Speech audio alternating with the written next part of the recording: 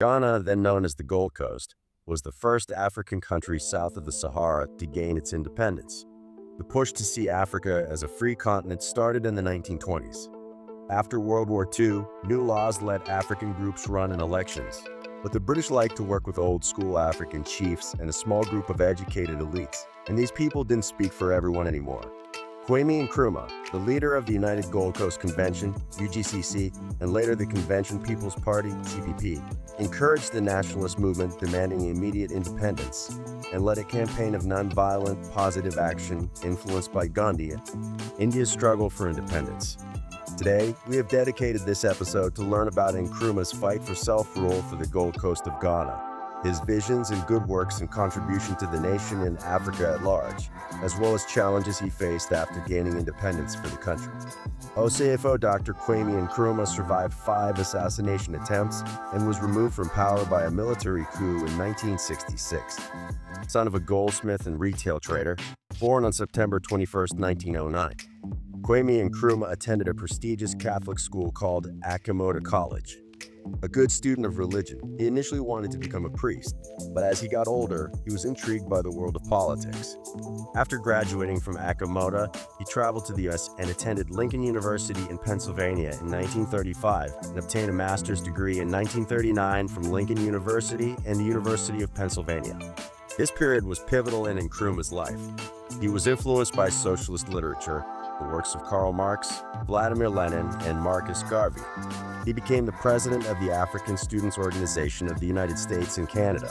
Nkrumah left the United States for England in May 1945, where he organized the 5th Pan-African Congress in Manchester.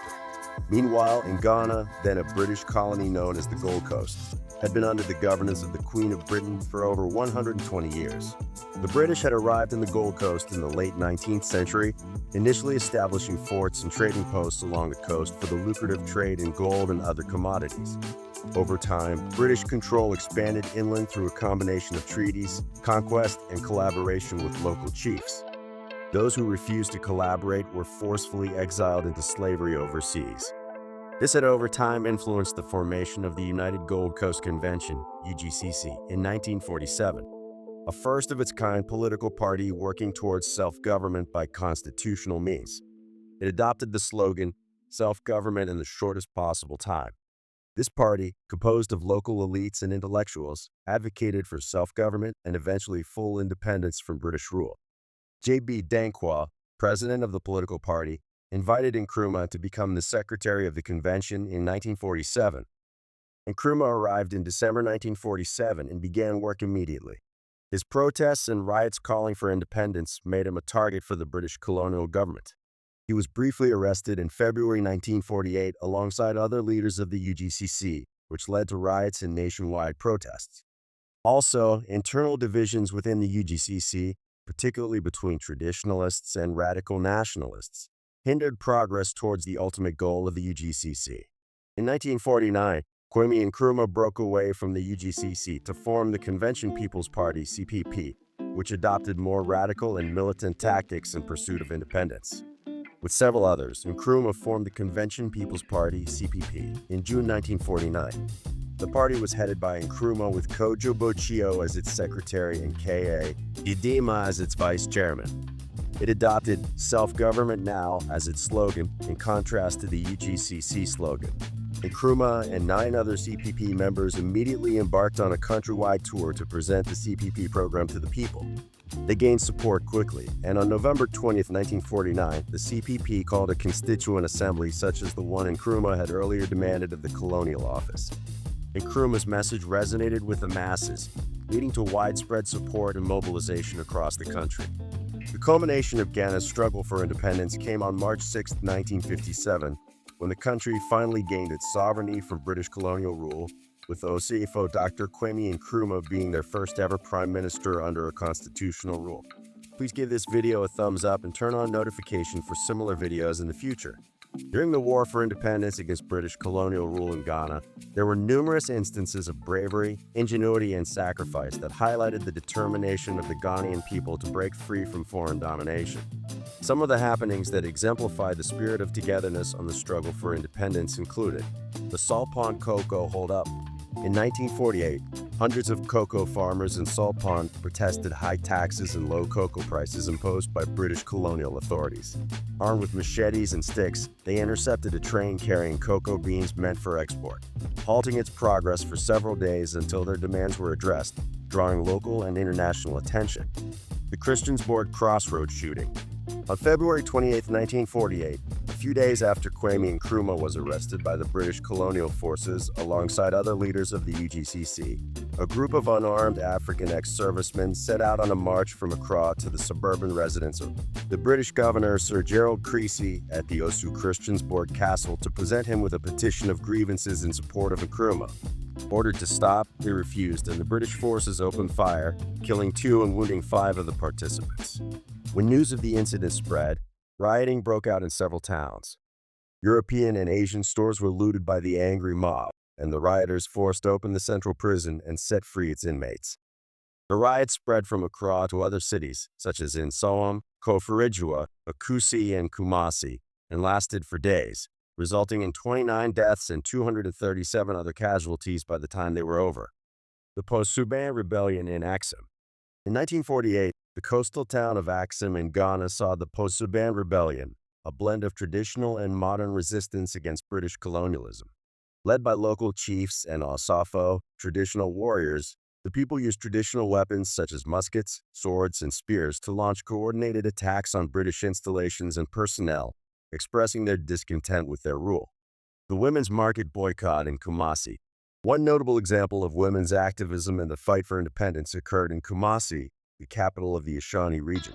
In 1953, amidst growing discontent with British colonial policies, market women in Kumasi initiated a boycott of British goods as a form of protest. Led by influential market leaders, thousands of women refused to sell or purchase British imports in solidarity with the independence movement. The women's market boycott not only exerted economic pressure on British authorities, but also demonstrated the power of collective action among marginalized groups in Ghanaian society. Starting in 1950, Kwame Nkrumah pushed for a campaign of positive action with nonviolent protests, strikes, and a boycott of British colonial authorities and business. However, he was again arrested and sentenced to 1 year in prison. Even in prison, Nkrumah's other CPP colleagues never ceased fighting for what they had already begun. In February 1951, the country had its first general election. It was a done deal for the vastly popular CPP even as Nkrumah was locked up in prison. He was elected to parliament and freed from prison by the governor as an act of grace. Kwame Nkrumah's Convention People's Party won 34 of the 38 elected seats in the assembly, claiming all 5 seats and nearly 95% of the vote in urban areas. Nkrumah himself winning the Accra Central seat with 22,780 of 23,122 votes cast. In rural areas, the CPP won 29 of the 33 seats, taking around 72% of the vote. The main opposition, the United Gold Coast Convention, fared badly, winning only 3 seats, and was disbanded following the elections. Former members of the U.G.C.C went on to form the Ghana Congress Party, which later became the United Party. A huge crowd cheered as Kwame Nkrumah left James Fort Prison at Accra, freed by the governor. Kwame Nkrumah and his colleagues continued fighting for self-governance until 1957, when Ghana fully gained its independence. In 1957, on the eve of the inauguration of the Ghana Independence Act, 1957, Ghana declared its independence, the first country situated south of the Sahara Desert to do so, with Kwame Nkrumah as its prime minister. As Nkrumah stood before a large crowd gathered at the Accra Independence Square on the eve of Ghana's independence, he delivered a powerful message, expressing the collective aspirations and dreams of the Ghanaian people. His speech emphasized the importance of unity, self-reliance, and the rejection of colonial oppression. This period solidified his status as a founding father of modern Ghana. He went on to become the country's first prime minister and later its president. At long last, the battle has ended.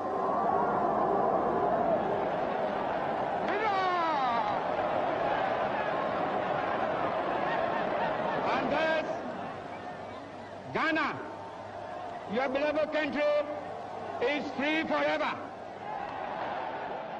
In the years that followed, Ghana faced numerous trials and tribulations on its path to development and progress.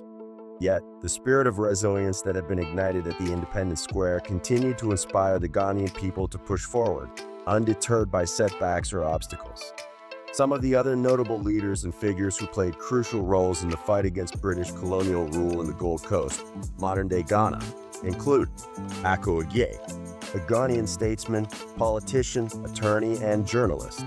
He belonged to the United Gold Coast Convention and was one of the 6 leaders known as the Big Six who were imprisoned in Ghana alongside Nkrumah during the country's fight for political independence from Britain. His active involvement in the immediate politics of Ghana's pre-independence era has earned him recognition as one of the country's founding fathers.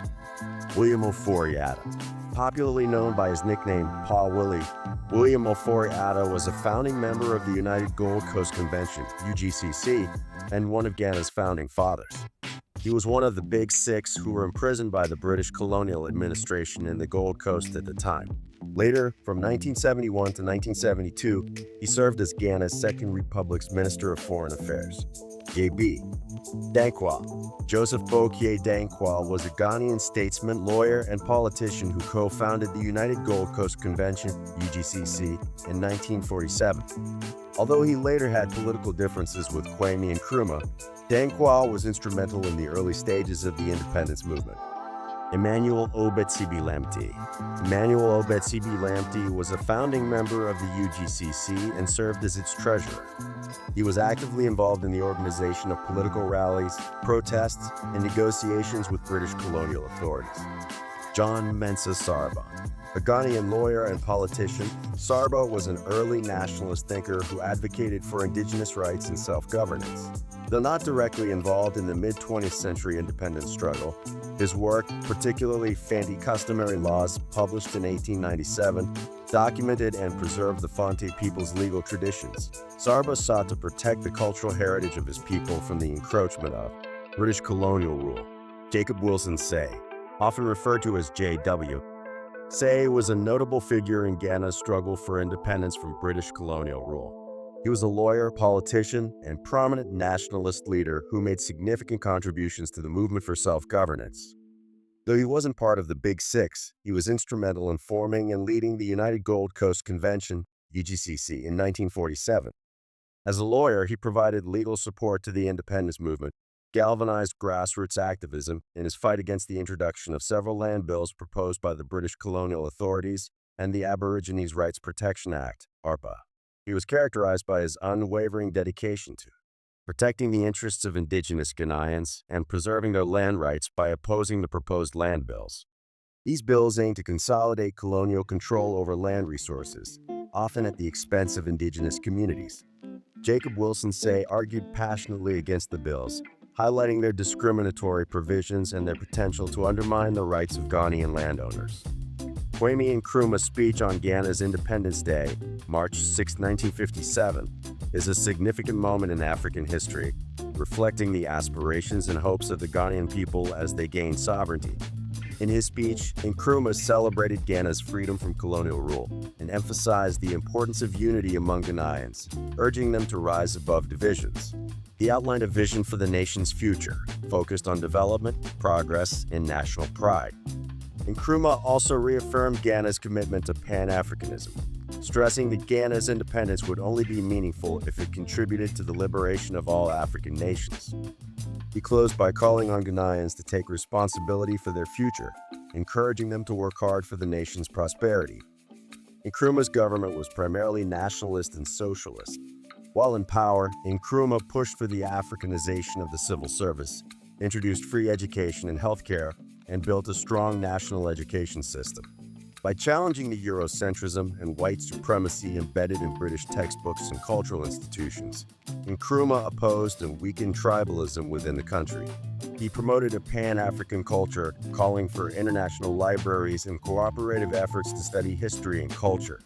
He opened the Ghana Museum, the Arts Council of Ghana, and the Ghana Film Corporation. He created the Ghana News Agency, the Ghanaian Times, and the Ghana Broadcast Corporation. He pushed for rapid industrialization and constructed a dam on the Upper Volta River, providing water for irrigation and hydroelectric power for the nation. In 1960, Nkrumah helped form a union of African states between Ghana, Guinea, and Mali. To that end, Nkrumah was the founding father of the Organization of African Unity in Addis Ababa, Ethiopia, in 1963, to which 32 African countries belonged to the OAU aimed for full military, economic, and political integration to eradicate colonialism, defend sovereignty, ensure all Africans enjoy human rights, improve living standards, and resolve disputes, similar to today's European Union. The OAU was later replaced with the African Union in 2002. As a socialist, his visits and alliances swayed eastwards. A tour of Eastern Europe, the Soviet Union, and China meant that he was in the not-so-favorite Washington camp. He was deemed a threat that could spread Soviet influence across the continent and counter Western military, economic, and cultural hegemony across Africa. But the reality is, for all his good deeds, many argue that his focus on external matters meant that he made some big mistakes at home. Ghana went into debt to build the dam on the upper Volta River, and even more debt when launching its developmental programs. He also sent aid and military units to several African countries, including the Congo, Guinea, and Rhodesia, adding more debt to his administration's bill and country's economy. Early in 1964, Ghana was officially designated a one-party state, with Nkrumah as president for life of both nation and party. Ghana's opposition saw that as an abuse of power. An economic crisis in Ghana caused by debt, foreign spending, misallocation of funds, and decline in cocoa prices worsened, and shortages of foodstuffs and other goods became chronic. His popularity was dwindling not only among the elite, but by the everyday people. General strikes and protests were a clear indication. In February 1966, while on a state visit to North Vietnam and China, a military coup orchestrated by dissatisfied elements within the army ousted him from power. Upon his return, Nkrumah found asylum in Guinea, where he spent the remainder of his life. He died of cancer in Bucharest, Romania, in 1972. Despite his ousting, Kwame Nkrumah's legacy endures as a symbol of Ghana's struggle for independence and the Pan-African movement. His speeches, writings, and actions continue to inspire generations of Africans in their quest for freedom, equality, and self-determination. Nkrumah's vision for Ghana extended beyond political independence. He aimed to transform the newly liberated nation into a beacon of progress and prosperity for all Africans. His government initiated ambitious development projects, including infrastructure improvements, industrialization efforts, and educational reforms. Thank you for joining us on this episode too. Please subscribe and turn on notifications.